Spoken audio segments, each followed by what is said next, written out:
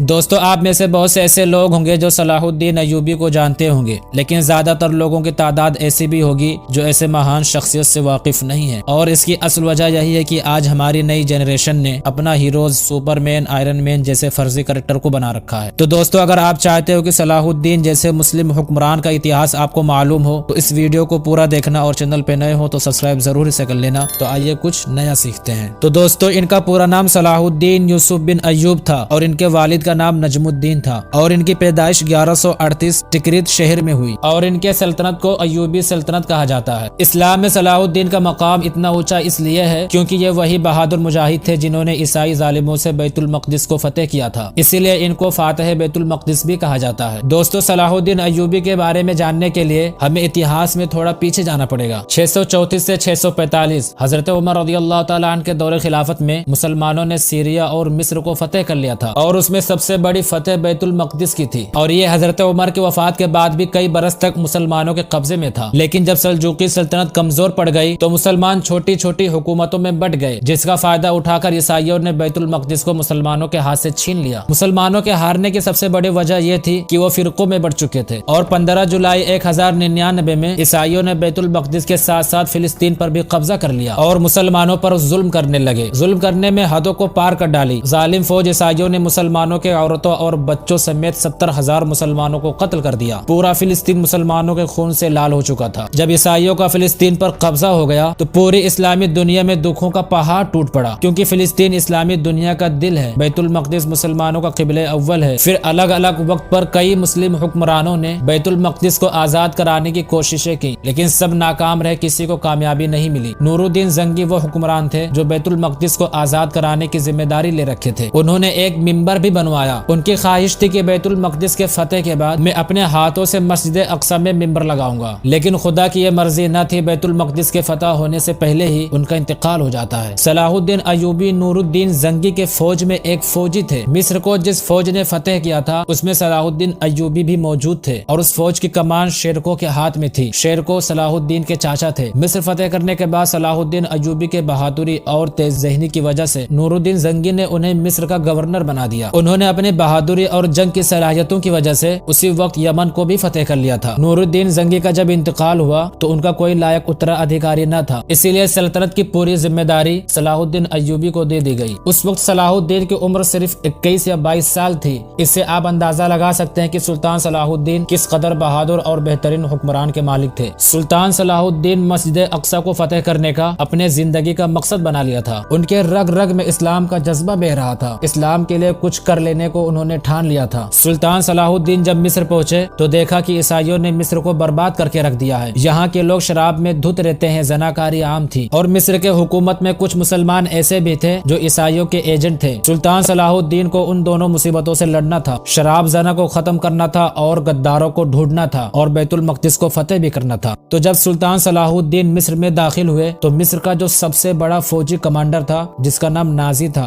वो सलाहुद्दीन अय्यूबी को देखकर मुस्कुराने लगता है और ये ईसाइयों का पक्का एजेंट था। उनके लिए ही मिस्र में काम करता था। नाम का मुसलमान था लेकिन वो गद्दार था। जब वो देखता है कि एक 22 साल का नौजवान दीन इस्लाम की बात कर रहा है, बैतुल मक़दिस को फतेह करने की बात कर रहा है, तो वो अपने साथियों के साथ बैठा जो सारे गद्दार थे। उसके साथियों ने कहा कि अब तो तुम्हारे इरादे कामयाब न होंगे क्योंकि एक सच्चा मुसलमान हुक्मरान आ गया है। तो नाजी ने कहा कि अरे ये तो बच्चा है, हम इस बच्चे को पाल लेंगे। दोस्तों, उस दौर में ईसाई इतनी बदतरीन हरकत करते थे। उनका एक मामूल था कि ईसाई जब मुसलमानों से जंग तलवारों के बल से जीत न पाते तो मुसलमानों के फौज में अपना एजेंट भेज दिया करते थे और दो चीजों से मुस्लिम हुक्मरानों को अपने वश में करने की साजिश करते, एक तो शराब और दूसरी खूबसूरत लड़कियां। ईसाई हुक्मरान मुस्लिम हुक्मरानों के खेमे में खूबसूरत लड़कियों को ये कहकर भेजते थे कि तुम किसी भी तरह उसके साथ फहश हरकतें करो, जिना करो और अपनी तरफ माइल करो। और अक्सर हुक्मरान ईसाइयों के इन शैतानी साजिश के शिकार हो जाते थे। तो जब ईसाई हुक्मरानों को पता चला कि सलाहुद्दीन अय्यूबी नाम का जंगजू लड़का इस्लाम की बात करता है, बैतुल मक़दिस को फतेह करने की बात करता है, तो सलाहुद्दीन अय्यूबी के साथ भी उन लोगों ने वही चाल चली। नाजी जो मुसलमान के भेष में ईसाइयों का एजेंट था, उसने कई मरतबा सलाहुद्दीन अय्यूबी को अलग अलग महफिलों में बहाने से शराब पिलाने की कोशिश की, लेकिन सलाहुद्दीन पक्के मोमिन थे। उन्होंने कहा कि ये इस्लामी देश है जहाँ शराब पीना हराम है, हम शराब को पूरी तरह से बंद कराएंगे। जब नाजी ने देखा कि सलाहुद्दीन शराब को हाथ भी नहीं लगाता तो उसने लड़की वाला फॉर्मूला अपनाया। उसने एक खूबसूरत लड़की को इस काम के लिए तैयार किया। फिर सुल्तान सलाहुद्दीन के पास आकर बोला, सुल्तान, एक लड़की बहुत दूर से आई है, बहुत परेशान है, आपसे बहुत उम्मीद लगाई हुई है, वो आपसे मिलना चाहती है।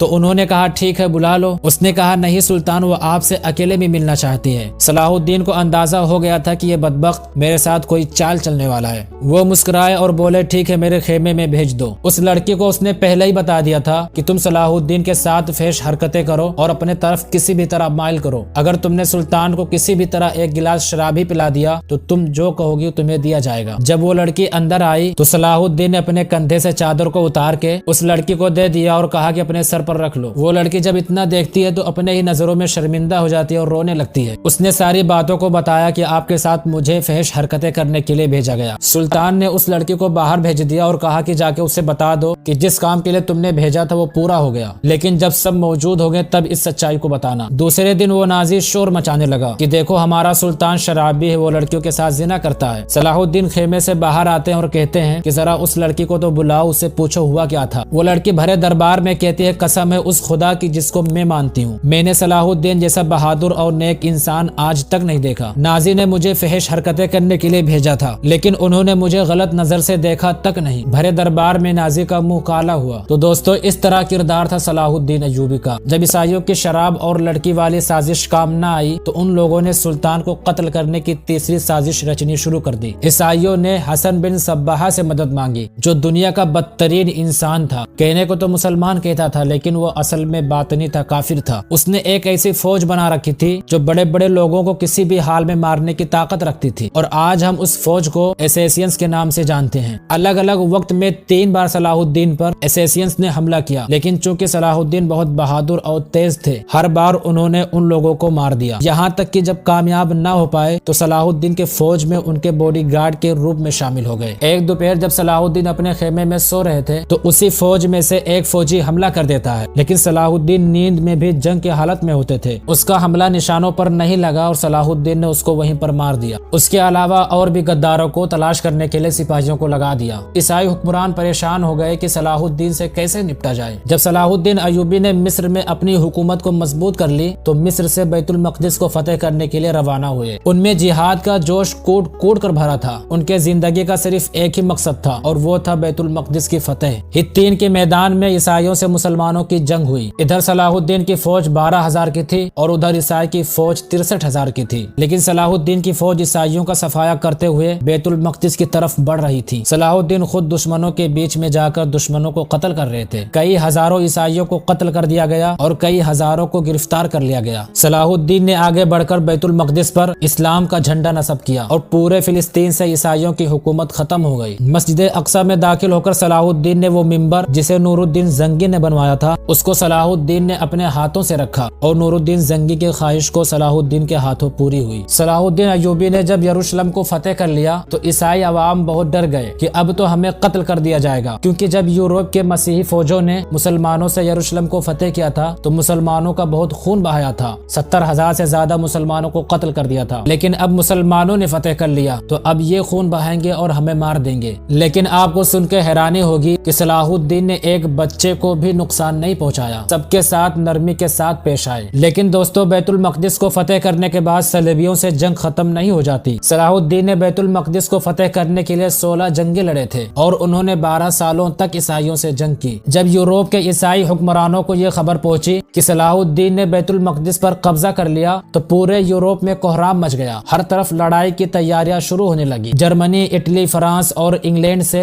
फौजें फिलिस्तीन रवाना होने लगी। इंग्लैंड का बादशाह रिचर्ड और फ्रांस का बादशाह फिलिप अपनी अपनी फौज लेकर फिलिस्तीन पहुंचे, लेकिन बैतुल मक़दिस को सलाहुद्दीन से कोई छीन न पाया। सलाहुद्दीन यूरोप के फौज से भी लड़े, जिनमें दुनिया भर के ईसाई शामिल हुए थे, जिनकी तादाद 6 लाख की थी, और उसके अलावा एक यहूदी का गिरोह भी था जो उनकी मदद कर रहा था। लेकिन खुदा का खास करम हुआ, सलाहुद्दीन ने अपने बहादुरी और अक्लमंदी की वजह से उनको घुटने टेकने पर मजबूर कर दिया। यरूशलेम को कब्जा करने में कामयाब न हो पाए और फिर ईसाई हुक्मरान थक हार कर सलाहुद्दीन से सुलह कर वापस खाली हाथ अपने मुल्क लौट गए। सलाहुद्दीन के हुकूमत में किसी पर जुल्म करने की किसी की हिम्मत नहीं होती थी। यरूशलेम के बादशाह के भाई ने जब हाजियों के काफिलों को लूट लिया तो सलाहुद्दीन ने उसे सरेआम कत्ल कर दिया। सलाहुद्दीन अय्यूबी के जरिए आजाद की गई यरूशलेम पर सलाहुद्दीन की वफात के बाद भी मुसलमानों ने 700 बरस तक उस पर हुकूमत की। 1948 में अमेरिका, ब्रिटेन और फ्रांस ने मिलकर फिलिस्तीन में एक यहूदी इजराइल देश की स्थापना कर दी थी। दोस्तों, सलाहुद्दीन बहादुर और नेक इंसान होने के साथ साथ रहम दिल भी थे। सुलह के बाद माफी का ऐलान कर दिया। ईसाई जब बैतुल मक़दिस की ज़ियारत करने के लिए इजाजत मांगी तो उन्होंने सबको इजाजत दे दी। सलाहुद्दीन एक ऐसी शख्सियत है कि उनके दुश्मन ईसाई आज भी उनकी इज्जत करते हैं। दोस्तों, सलाहुद्दीन को इतिहास का सबसे अजीम बादशाह माना जाता है। उनके दरबार में हर इंसान को आने की इजाजत थी। उनके इंसाफ पसंदी का आलम यह था कि यहूदी और ईसाई भी अपने फैसले के लिए उनके दरबार में आते थे। सलाहुद्दीन के दौर में मिस्र दुनिया के अमीर शहरों में से एक था। अय्यूबी सल्तनत 100 सालों तक हुकूमत की। उन्होंने अपने हुकूमत में बेहतरीन से बेहतरीन स्कूलों का इंतजाम किया था। उन्होंने स्टूडेंट्स के रहने के लिए हॉस्टल और कैंटीन बनाने की जिस परंपरा को शुरू की थी उसे आज पूरी दुनिया में इस्तेमाल किया जाता है। दोस्तों, सलाहुद्दीन इतने बड़े सल्तनत के मालिक होने के बावजूद भी कभी उन्होंने रेशमी कपड़ा नहीं पहना। उन्होंने अपनी पूरी जिंदगी एक खेमे में गुजार दी। सलाहुद्दीन अपनी दौलत को गरीबों में खर्च किया करते थे। सलाहुद्दीन अय्यूबी के जरिए स्थापित की गई सल्तनत अय्यूबिया में ही आंखों के इलाज पर सबसे ज्यादा रिसर्च की गई। मोतियाबिंद की सबसे बेहतरीन इलाज मिस्र में ही खोजा गया था। सलाहुद्दीन के सल्तनत में रहने वाले इब्न अल बेतार ने 300 से अधिक दवाइयों की खोज की थी। दोस्तों, सलाहुद्दीन अय्यूबी के जिंदगी का जो मकसद था बैतुल मक़दिस को फतेह करने की, उन्होंने अपने मकसद को पूरा किया और 1193 में दुनिया से रुखसत हो गए। तो दोस्तों, ये था हजरत सलाहुद्दीन अय्यूबी रहमतुल्लाह अलैह का इतिहास। ऐसे ऐसे इस्लाम के बहादुर थे। तो अगर आपको भी मुस्लिम होने पे फख्र है तो कमेंट सेक्शन में जरूर बताना और वीडियो को लाइक करके चैनल को सब्सक्राइब जरूर ही कर लेना ताकि ऐसे ही नॉलेजेबल वीडियो आप तक पहुंचती रहे।